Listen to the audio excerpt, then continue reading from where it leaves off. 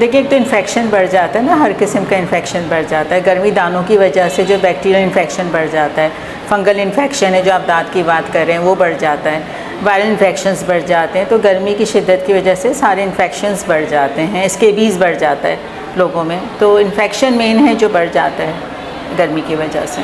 وجہ کیا بنتی ہے؟ وجہ ہیومیڈیٹی بنتی ہے. ہیومیڈیٹی بہت ہے نا ہمارے اسپیشلی کراچی میں، ہیومیڈیٹی بہت ہے. جو پسینہ آتا ہے تو پسینے کی وجہ سے جو ہے وہ پسینہ ٹھہرتا ہے. جب پسینہ ٹھہرتا ہے تو وہاں پہ بیکٹیریل انفیکشن گرو کرتا ہے، فنگل انفیکشن گرو کرتا ہے. لوگ صحیح سے نہا نہیں پاتے ہیں، شاور نہیں لے پاتے، بجلی نہیں آ رہی ہے جس کی وجہ سے اور پسینہ بڑھتا ہے لوگوں کا. تو جو ہمارے پاس جتنے مریض آتے ہیں وہ اکثر یہی کمپلین کرتے ہیں کہ لائٹ نہیں ہے. جب لائٹ نہیں ہے تو گرمی دانے آ رہے ہیں، گرمی دانے آتے ہیں پھر وہ بچے اسی میں پسینے میں رہتے ہیں تو پھر وہ انفیکشن ہو جاتا ہے، انفیکشن میں بدل جاتا ہے. دیکھیں دانت جو ہے نا وہ بہت اب کرونک ہمارے یہاں کنڈیشن ہو گئی ہے، ایک طریقے سے ایپیڈیمک ہو گئی ہے، بہت زیادہ پورے کراچی میں پھیلی ہوئی ہے. اس کے بہت ساری وجوہات ہیں، صرف ایک وجہ گرمی نہیں ہے کیونکہ یہ سردی سے شروع ہوئی ہوئی ہے. یہ والی جو بیماری ہے نا اس میں یہ ہے کہ ایک تو جس کا علاج ہے وہ بہت ایکسپینسو ہو گیا ہے کیونکہ باقی جو ساری میڈیسنس ہیں انہوں نے کام کرنا اس پہ چھوڑ دیا ہے. جو اس پہ ایک ابھی میڈیسن کام کر رہی ہے وہ صرف اٹراکونازول برانڈ جو ہے وہ کام کر رہا ہے، اور اس کی جو ایک دن کی دوائی وہ تقریباً ایک مریض کے لیے تقریباً 150 روپے کی پڑتی ہے.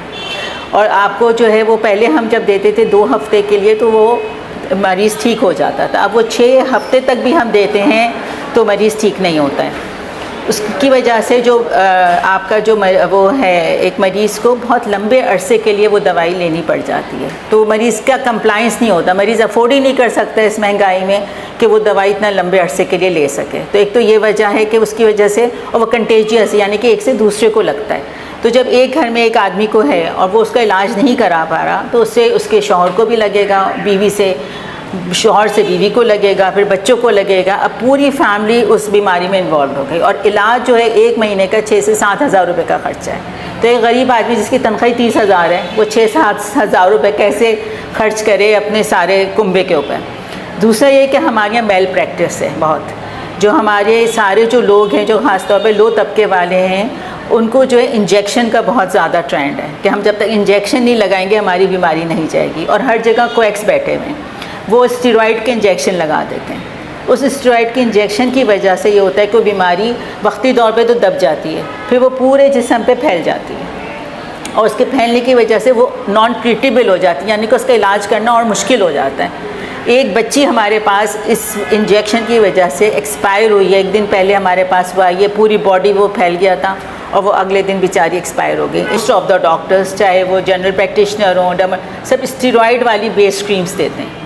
جب اسٹیرائڈ آپ اس مرض میں دیں گے تو بیماری جو ہے وہ وقتی طور پر دبتی ہے، پھر اس کے بعد وہ ابھرتی ہے، پھر دبتی ہے، پھر ابھرتی ہے.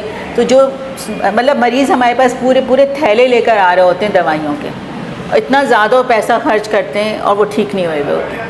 تو اس میں مریضوں سے زیادہ جو قصور ہے نا وہ دوائی دینے والوں کا قصور ہے. جی ریزسٹنس پیدا ہوگی نا، اسی لیے میں نے آپ کو کہا صرف ایک سالٹ ہے جو کام کر رہا ہے، یا تو اٹراکونازول یا ووریکونازول. باقی جو پہلے ہمارے پاس ٹبینافین تھی، فلوکونازول تھا، وہ اب کام نہیں کر رہا ہے اس پیشنٹ سے. جی یہ سر کافی عرصے سے بیماری چلی جا رہی ہے، لیکن گرمیوں میں یقیناً ہیومیڈیٹی کی وجہ سے وہ بڑھ رہی ہے بیماری. جو لوگ جو ہیں سیفٹی شوز پہنتے ہیں ان کے پاؤں میں ہو جاتا ہے، تو پسینہ میں کام کر رہے ہیں ان کی بڑھ رہی ہے بیماری. دیکھیں بچاؤ کے لیے ہم نے فنگل اویئرنیس پروگرام بنایا ہوا ہے، ہر مریض کو ہم کوشش کرتے ہیں کہ دیں.